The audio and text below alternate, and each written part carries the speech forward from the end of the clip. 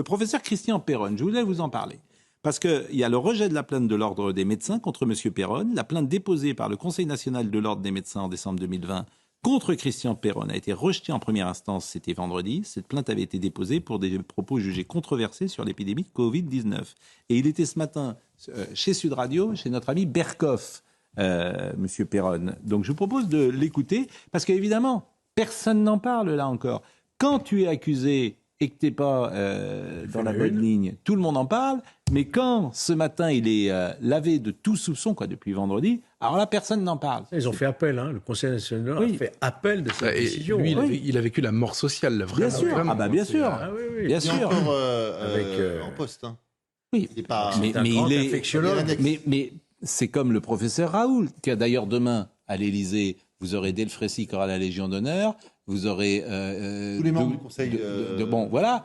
Et il y a les bons et puis les mauvais. Voilà. Qu'est-ce que vous voulez que je vous dise ? Il doit l'avoir déjà la Légion d'honneur, Raoult. Monsieur, je suis pas sûr.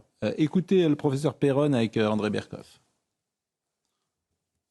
Moi, évidemment, je suis très heureux, mais bon, je m'attendais pas à un jugement aussi favorable, mais ce qu'il faut voir, c'est que les représentants dans les différents conseils de l'ordre, parce qu'il y a des conseils départementaux, régionaux, nationaux, c'est quand même des représentants des médecins de France, puisqu'ils sont élus par leur pairs. Bien sûr. Et moi, quand je vois l'énorme soutien que j'ai de toute la France, de tous les médecins généralistes, spécialistes, alors ils n'osent pas l'ouvrir parce que ils ont peur si se manifestent publiquement, ils risquent des sanctions, des attaques, et ils ont la trouille. Mais je me disais, c'est pas possible. Il y a la majorité de la communauté médicale française qui me soutient. Et là, j'étais ravi de voir que le Conseil de l'Ordre, c'était vraiment le reflet de la communauté médicale française. Il a été démis de ses fonctions quand même de chef de service fin 2020, suite au dépôt de plainte du Conseil national de l'Ordre des médecins. Il devrait demander sa réintégration avec cette décision. C'est un cas, en tout cas. C'est un cas très intéressant, Perron, parce que moi, je me souviens d'avoir fait des débats avec lui au tout début du Covid. Il était très respecté, invité partout, etc. Bien sûr. Et en fait, à un moment donné, parce que c'est vraiment son métier, sa spécialité, son discours a varié de la doxa. Et en fait, ça prouve, je sais pas qui a raison, qui a tort, moi je suis pas du tout spécialiste de ça, mais ça prouve que sur ce sujet du Covid, pendant le confinement et pendant les mois qui ont suivi, il y a eu vraiment une doxa, un peu comme dans les dictatures, il fallait pas en dévier. Et si vous disiez, il y a eu des trucs, moi c'est surtout sur le plan médiatique que ça m'a frappé. On avait fait un entretien avec Valeurs Actuelles sur notre chaîne YouTube de Christian Perron, qui a été censuré par YouTube, et notre chaîne a été interdite pendant 1 semaine parce que dans les conditions générales d'utilisation de YouTube, vous ne pouviez pas dire, et c'est ce qu'il avait dit, que le vaccin n'empêche pas forcément la transmission, ce qui aujourd'hui est une vérité absolue. C'est sur ce cas-là, c'était l'URSS. Mais expliquez ça à M. Béguet, qui se sera trompé de A à Z sur cette séquence. On va pas se rangoler sur le.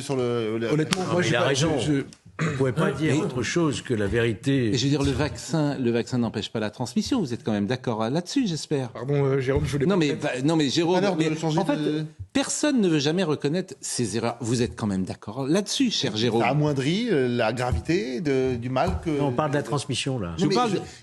Personne n'évitez pas le débat. Je n'évite pas le débat. Non, ça n'empêche pas la transmission, ça amoindrit le... Et pourquoi on nous a demandé de nous faire vacciner? C'était bien pour empêcher tout ça à l'hôpital. Mais non.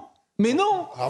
Mais non. J'avais dit, j'en parlais pas. Mais non. Mais c'est fini. Regardez, c'est fini. Mais pardonnez-moi, mais ce que vous dites, c'est incroyable de dire ça. Non. Mais si. On nous a vaccinés tous pour ne pas transmettre la maladie. Pas tous, Pascal. Je suis désolé de vous le dire. Les gosses de 18 ans, ils finissent pas à l'hôpital. Et la vaccination contre les contre les formes graves. Et la vaccination contre les formes graves.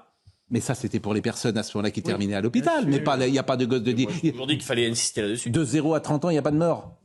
Donc on nous a vaccinés en disant c'est la transmission. Je suis désolé de vous le dire.